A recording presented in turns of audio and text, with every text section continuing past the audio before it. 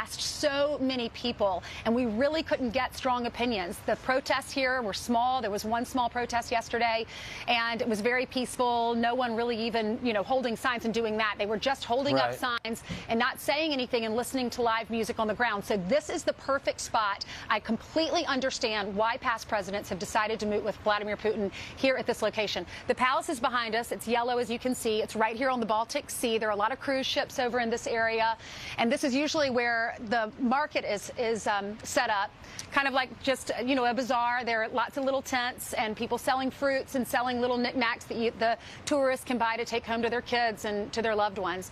So we were out here yesterday. They were selling those hats, those Make Helsinki Great Again hats. I think we have some of them. If the producers will bring them over, that'd be great. But anyway, folks here are just excited about this meeting, and they have hope, and there's promise here. I know there's a lot of people that are critical of it. Here are the two hats. Look at this. What does that say? Did y'all see these yesterday? Make Helsinki great again? Oh my gosh! And here's another one. Hilarious. Right. I know the neighbors are a little nervous about the Russian aggression. Sweden, Norway, and Finland are a little upset because the Russian Navy has been a lot of times just meddling around in their area. We are getting reports that Vladimir Putin did fly first class. Brian, so there you have it, though. He is in front of the plane. And there you have it, the staircase. He's got Putin's motorcade there. The staircase is coming up. He's going to come down that plane, and obviously he's just coming off a high from the World Cup. So it's been a very busy week for both him and, of course, President Trump just finishing off NATO. So both of these men have got to be exhausted in their own way, but also a lot of momentum and enthusiasm going into what they both hope can come together on something big. We'll see. Indeed. So while they say there is no set agenda and no deliverables, no things that they've worked out ahead of time, some of the topics that could come up, obviously the president said last week, I'll ask him about meddling, but what's he going to say? And what can I say other than don't do it again? Ukraine and Crimea undoubtedly will come up. The White House has put out a statement regarding what you need to know, and they say we agree to disagree on what they have done there. Regarding Syria, we would like Russia to squeeze Iran out of Syria, but that is not very likely. And when it comes to arms control, they do have, as presidents, the power to extend the New START treaty 5 more years. And we can see some of the staff, the auxiliary personnel from Mr. Putin's staff coming down the back gang. Would you call that a gangplank? No, you would call. I'm thinking of a ship. Yeah, exactly. The stairs in the back of the presidential plane. You got to remember, though, 90% of the world nukes are between these two countries, between the United States and Russia, and so the talk of denuclearization, that's a big deal, because as we talk about how low the relationship is right now between the United States and Russia, probably the worst it's been since the Cold War, talking about denuclearization where you've got 5,000 nukes pointed at each other,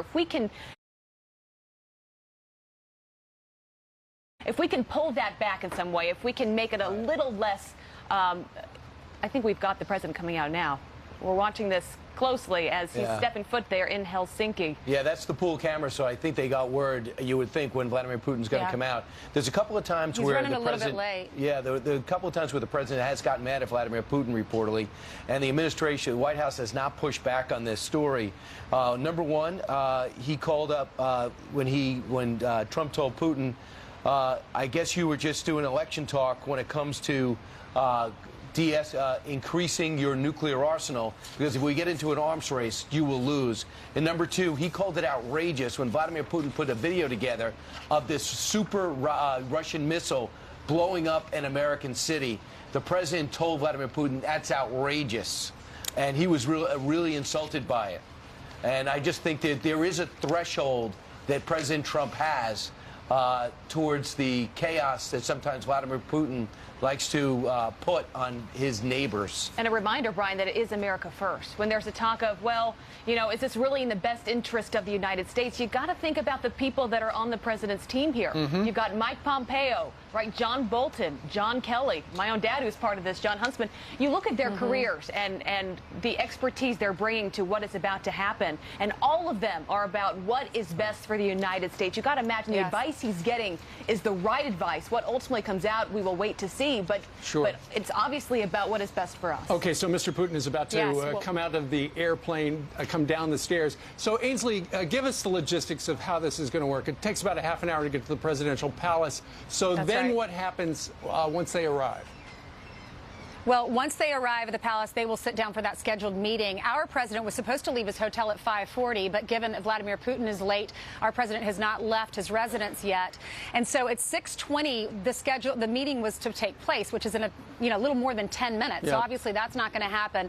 I think that this will all push it back at least 30, 45 minutes. But then after that meeting together for an hour and a half, originally we were hearing that they were only going to meet for 30 minutes to an hour. If we got the schedule this morning and it said an hour and a half, and there's Vladimir Putin stepping off the plane here in Helsinki, Finland, heading to the presidential palace behind me on this neutral territory, and going to sit down with President Trump. He's walking down the stairs there pretty quickly and by himself. He has a few guys behind him, but I don't see his wife with him. Right. But interesting, Ainsley, how different this meeting is going to be from the most recent one with North Korea with Kim Jong-un, because ultimately in these one-on-one meetings, it's about personalities, right? We know with President Trump, it's about connecting, about looking at each other across the table and trying to understand where the other person is coming from in some way. And we had a guest on earlier who you spoke with, Daniel Hoffman, who talked about meeting with the KGB leader and how you have to understand Putin if you want to get anywhere. Right, he just took his jacket off and got in the car. I guess it's kind of hot there. Because it is so hot here.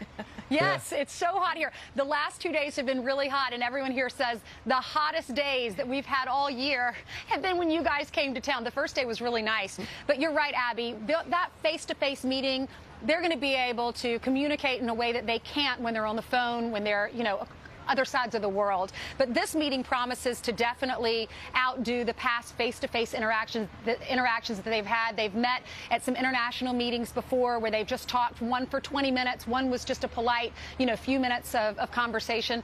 But this time they're going to be one-on-one, closed doors, just those translators, like you said, Brian, and no one else in the room. And then they will have that bilateral meeting. It's a working lunch, and that's supposed to last for 2 hours, and then he'll have a press conference. Now, we're not sure what the new schedule will look like, because I'm not sure if that will just delay everything and everything will just stay on the same time frame, or if they'll make that lunch meeting shorter. Maybe they just added in this extra time in case something happened like this, a delay. Ainsley, have you been able to talk to John Roberts to try to get his pass so you can ask a question at that press conference? Maybe change your hair and try to look a little like him? We got to get you in there. So let me tell you this. We had to, everyone, no matter if you're primetime, morning show, whatever, you had to be here by 11 o'clock. If you weren't here by 11, you weren't getting in. They've shut down all the streets. There was only one way to get in here, and they have a big booth, kind of like what we experienced at the conventions, a block away. You go through tight security. They check your bags. You have to have credentials. We had to go to another facility the day we got here to get our credentials. It is so tight. So all the primetime guys, the John Roberts, the Sean Hannitys, they had to leave to go over to the palace to go ahead and get checked in so that they'll be there for the press conference. And I assume that's where the press conference is happening. Is that right? It's got it. AJ, do you know? It's at the palace, right? Yeah. The press conference. Yes, I'm being told that's where it is. So that's why we had Sean on at the top of the show. He was going to be on later, and he said, I got to get over there. They're telling us we got to go ahead and get checked in. Brian and I were talking earlier how interesting it will be to watch this press conference when you have President Trump up there and Vladimir Putin, because it's going to be the United States press is going to be part of this, as we're talking about jumping in and asking questions to Putin. I mean, they're going to be asking him, I'm sure, about election meddling. He knows how to handle his own press, but as Brian was talking about with me earlier, how is he going to respond to some of our media? They're going to get aggressive, as we know. They're going to ask some pretty important questions. They're going to ask him directly, why did you meddle? The U.S. grand jury has returned indictments against a dozen Russian spies, essentially, who tried to hack our election. So, Mr. Putin, please explain why that didn't happen. And when Ambassador Bolton kind of let us know that Vladimir Putin told him when they had the pregame for this big show, he said it was not state-sponsored. So it already showed that he's moving off we had nothing to do with this election.